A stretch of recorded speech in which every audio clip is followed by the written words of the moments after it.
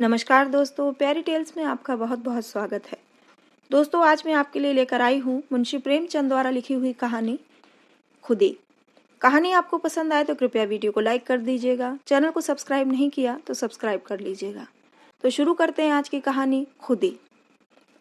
मुन्नी जिस वक्त दिलदार नगर में आई उसकी उम्र 5 साल से ज्यादा न थी। वह बिल्कुल अकेली थी। माँ बाप दोनों न मालूम मर गए या कहीं परदेश चले गए थे।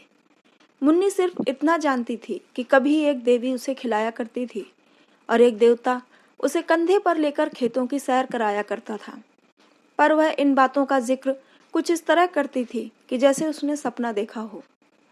सपना था या सच्ची घटना, इसका उसे ज्ञान न था। जब कोई पूछता, तेरे माँ बाप कहाँ गए, तो वह बेचारी कोई जवाब देने के बजाय रोने लगती और यूं ही उन सवालों को टालने के लिए एक तरफ हाथ उठाकर कहती, ऊपर। कभी आसमान की तरफ देखकर कहती, वहां। इस ऊपर और वहां से उसका क्या मतलब था, ये किसी को मालूम ना होता। शायद मुन्नी को ये खुद भी मालूम न था। बस एक दिन लोगों ने उसे एक पेड़ के नीचे खेलते देखा और इससे ज्यादा उसकी बाबत किसी को कुछ पता न था। लड़की की सूरत बहुत प्यारी थी। जो उसे देखता मोह जाता। उसे खाने पीने की कुछ फिक्र न रहती। जो कोई बुलाकर कुछ दे देता वही खा लेती और फिर खेलने लगती। शक्ल सूरत से वह किसी अच्छे घर की लड़की मालूम होती थी। गरीब से गरीब घर में भी उसके खाने को 2 कौर और सोने को 1 टाट के टुकड़े की कमी न थी। वह सबकी थी, उसका कोई न था। इस तरह कुछ दिन बीत गए। मुन्नी अब कुछ काम करने के काबिल हो गई। कोई कहता, जरा जाकर तालाब से ये कपड़े तो धोला। मुन्नी बिना कुछ कहे सुने कपड़े लेकर चली जाती। लेकिन रास्ते में कोई बुलाकर कहता, बेटी कुएं से 2 घड़े पानी तो खींच ला। तो वह कपड़े वहीं रखकर घड़े लेकर कुएं की तरफ चल देती। जरा खेत से जाकर थोड़ा साग तो ले आ, और मुन्नी घड़े वहीं रखकर साग लेने चली जाती।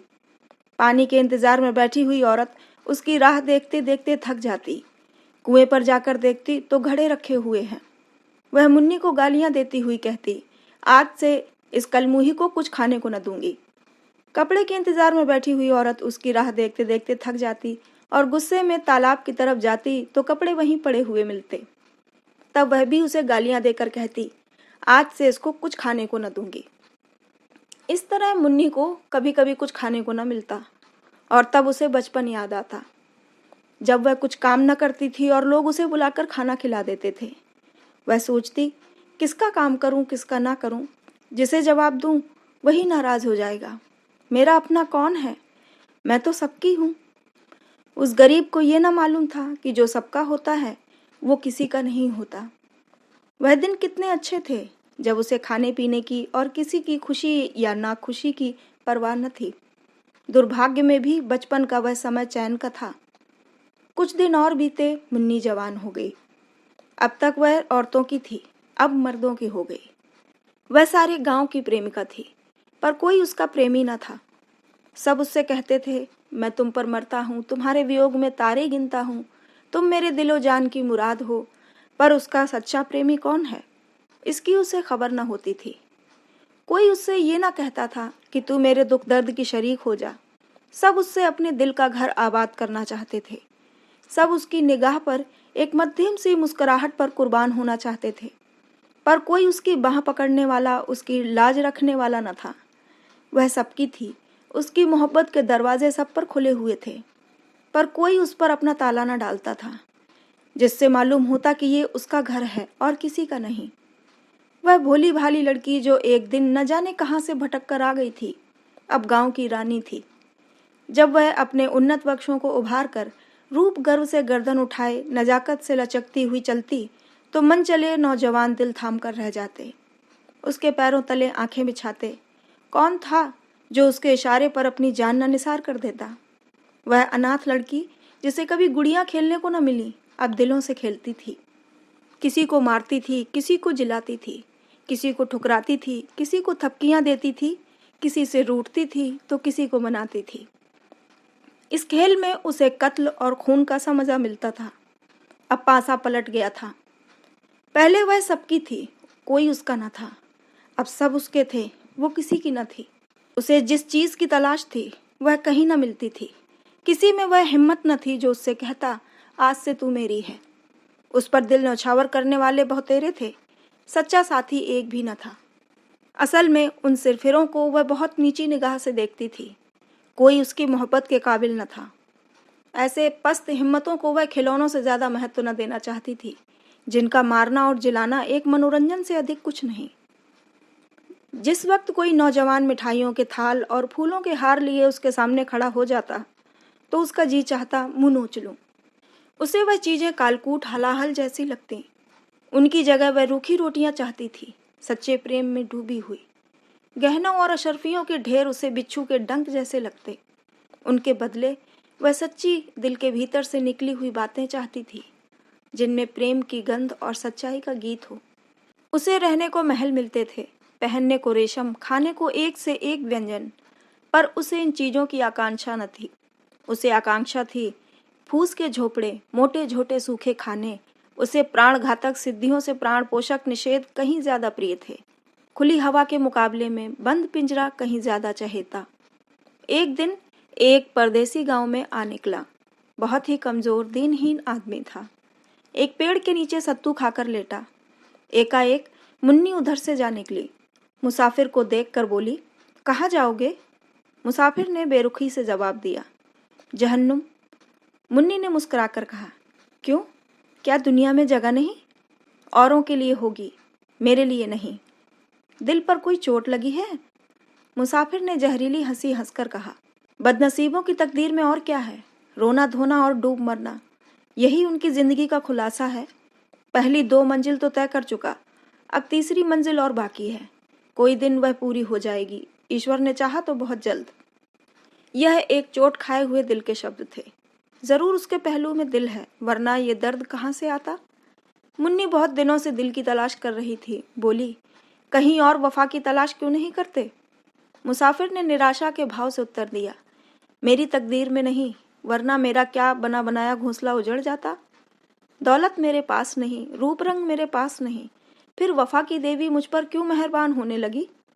पहले समझता था वफा दिल के बदले मिलती है, अब मालूम हुआ और चीजों की तरह वह भी सोने चांदी से खरीदी जा सकती है।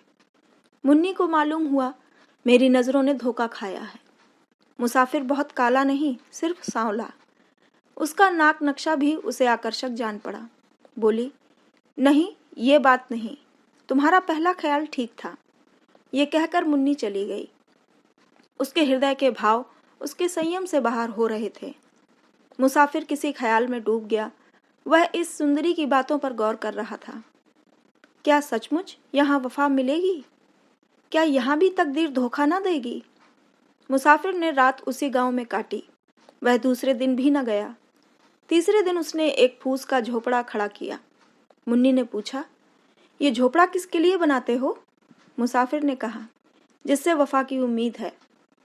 चले तो न जाओगे? झोपड़ा तो रहेगा।